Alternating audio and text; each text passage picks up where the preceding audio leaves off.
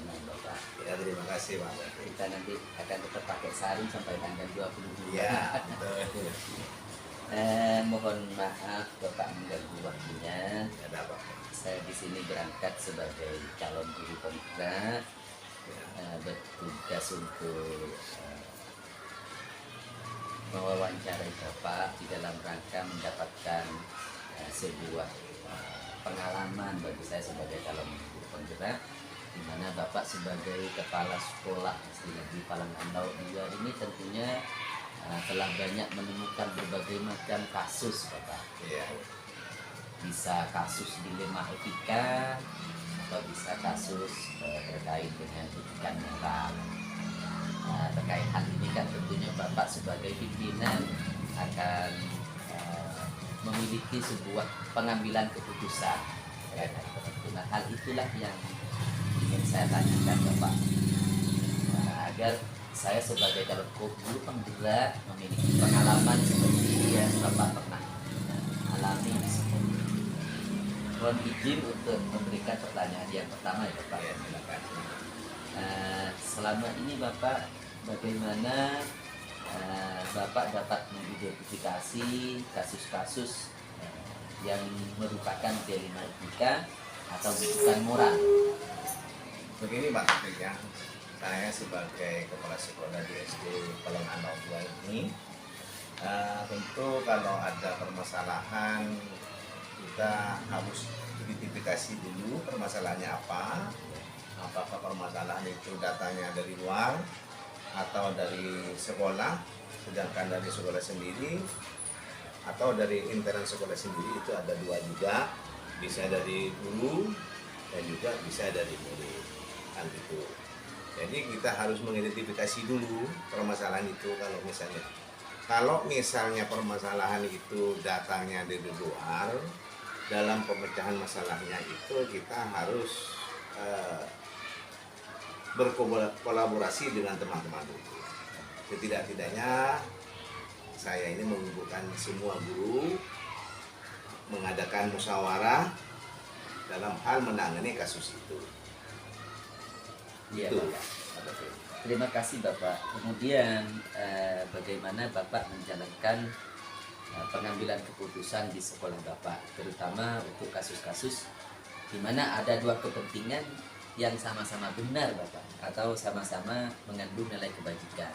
Bagaimana Bapak mengambil keputusan jika kasus tersebut mengandung dua nilai kebajikan yang sama-sama benar Bapak? Ya. Begini Pak Taufik ya, kalau misalnya saya ini menjumpai suatu permasalahan di sekolah, misalnya dengan pihak luar, ternyata dalam permasalahan itu misalnya sama-sama benar. Satu contoh misalnya ya, seperti adanya mutasi murid, misalnya ada mutasi murid dari SDN Palangan Laut 2 mau mutasi ke SD di luar SD Palangan Laut 2 itu, ternyata dari pihak sekolah yang mau dituju itu minta surat pindah. Sementara dari pihak sekolah SD Palangan Laut 2, seperti saya ini selaku kepala sekolah, minta surat tanda terima bahwa anak itu bisa betul-betul diterima di sekolah itu. Memang kalau melihat dari segi dilema etikanya itu memang sama-sama benar. Memang kita kan harus melihat aturannya. Benar. Aturan dulu. Dalam aturan itu kalau misalnya ya, untuk di SD ini kan wajib belajar. Wajib belajar 9 tahun sampai SMP. Jadi kalau misalnya ada siswa yang mau mutasi keluar ke SD lain, memang secara otomatis tanpa adanya surat penerimaan itu memang harus diterima karena adanya wajib belajar.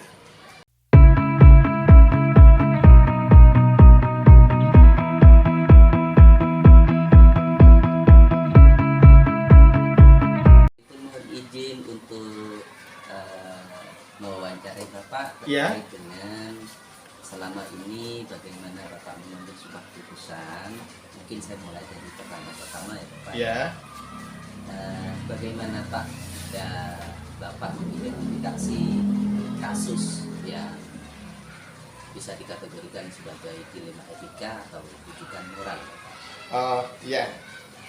Wah, senang sekali saya kedatangan guru hebat ini yang nantinya akan menjadi pemimpin pembelajaran ya.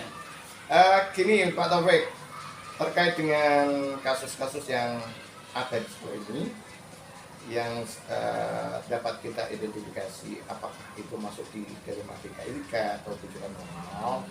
Yang pertama yang harus saya ketahui dulu adalah sumber kasusnya. Nah, kasus itu dari mana? Terus siapa pelakunya? Terus siapa yang terlibat? Itu yang pertama. Jadi saya identifikasi kasus itu, setelah itu saya pilah, gitu ya. Saya pilah berdasarkan sumber persoalan atau kasusnya dan siapa pelakunya. Apakah ini sudah masuk di dilematika etika atau rujukan moral? Walaupun pada dasarnya semua itu harus sama-sama diselesaikan, karena satu dengan yang lain, dua persoalan ini memang bagian tidak terpisah. Selama ini bagaimana Bapak menjalankan pengambilan keputusan di sekolah Bapak? Yang pertama, bagaimana saya menjalankan pengambilan keputusan? Yang pertama gini, Pak Taufik ya. Yang jelas, saya pertama harus tahu sumber kasusnya, sumber informasi dari mana. Apakah itu berdasarkan laporan atau memang saya tahu sendiri. Nah, bagaimana saya menjalankan? Setelah saya tahu sumber kasus dan persoalan itu, maka saya cari informasi itu lebih jelas lagi, tidak langsung mengambil keputusan. Nah, artinya begini, kalau sumber informasi itu datangnya dari teman ya atau dari warga sekolah ini, maka saya harus komparasi dengan informasi yang lain untuk melengkapi bagaimana saya bisa mengambil keputusan yang tepat dan bijak. Gitu. Artinya saya tidak hanya mengambil informasi searah, tapi saya harus mengambil informasi dua arah untuk lebih memberikan keleluasaan kebebasan untuk mengambil keputusan. Setelah saya dapat mengambil dapat pemahaman dari dua informasi itu dengan mendudukkan persoalan dan masalah serta kasus itu pada tempatnya, maka saya ajak teman-teman untuk sama-sama berdiskusi mencarikan jalan keluar. Luar biasa sekali ya Bapak ya. Kalau misalkan ke langkah-langkah Bapak atau prosedural dalam pengambilan keputusan selama ini seperti apa Bapak yang Bapak jalankan? Ya, yang pertama sekolah itu punya aturan. Yang namanya lembaga mesti punya aturan. Nah, apakah masalah atau kasus itu penyelesaiannya itu jelas pendekatannya dengan aturan. Nah, namun ketika kita mau menyelesaikan masalah itu yang dikoneksikan dengan aturan-aturan yang ada masih terbentur dengan adanya dilematika etika, maka tidak bisa ini saya ambil sendiri. Maka saya harus melibatkan banyak teman ya, banyak teman, terutama orang-orang yang paham akan kasus ini. Saya minta bantuan untuk berdiskusi dengan teman-teman karena menyangkut banyak hal.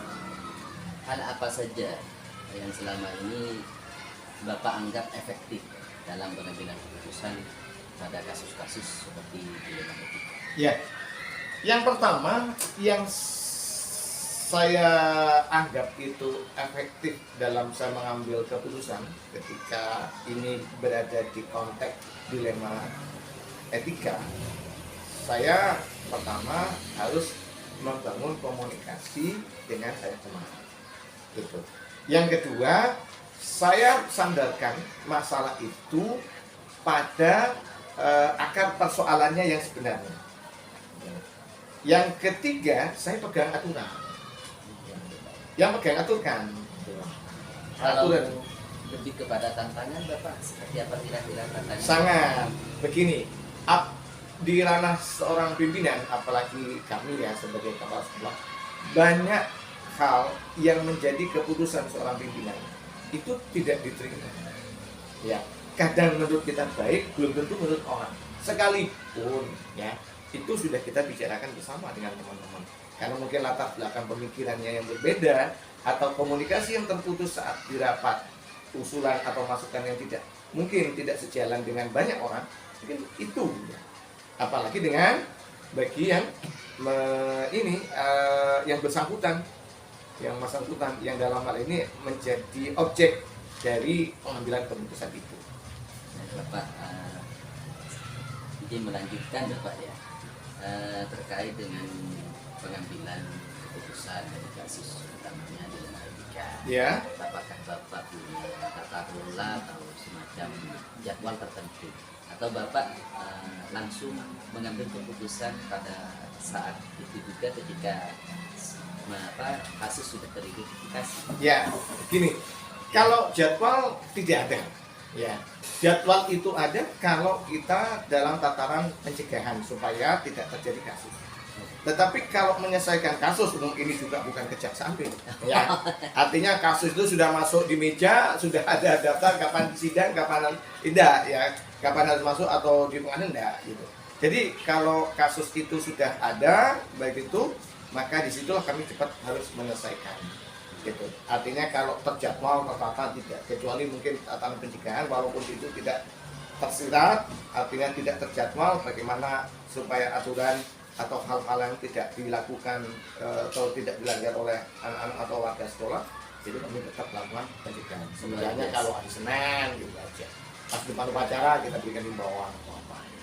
Luar biasa sekali ya Bapak di dalam pengambilan keputusannya. Mungkin ini menjadi pertanyaan terakhir Bapak. Masih, ini seperti pertanyaan reskrim banyak sekali. Sampai saya harus berkeringat-keringat ini. Kira-kira kalau di dalam pengambilan keputusan terhadap kasus-kasus di lembaga etika, ada tidak Bapak faktor-faktor yang mungkin bisa mempermudah Bapak di dalam mengambil keputusan tersebut? Ya, apapun yang namanya masalah itu akan terselesaikan kalau ada komunikasi secara humanis. Ya. Walaupun aturan itu sangat ketat atau kaku, tapi tidak juga ketika kita sudah berkomunikasi dengan humanis dengan banyak orang yang paham akan kasus itu, juga mungkin orang juga yang terlibat dengan itu, ataupun bagi orang yang bersangkutan dalam menjadi objek dalam kasus ini. Jadi kami tetap membangun komunikasi yang utuh, harmonis, dengan tetap membungkus persoalan itu yang sebenarnya, tidak ada manipulasi, tidak rekayasa, itu ya saya kira itu. Jadi hal-hal yang sangat harus kami lakukan demikian. Baik Pak Siful, saya ucapkan terima kasih karena Pak Siful sudah memberikan jawaban dari setiap pertanyaan yang saya berikan, untuk kemudian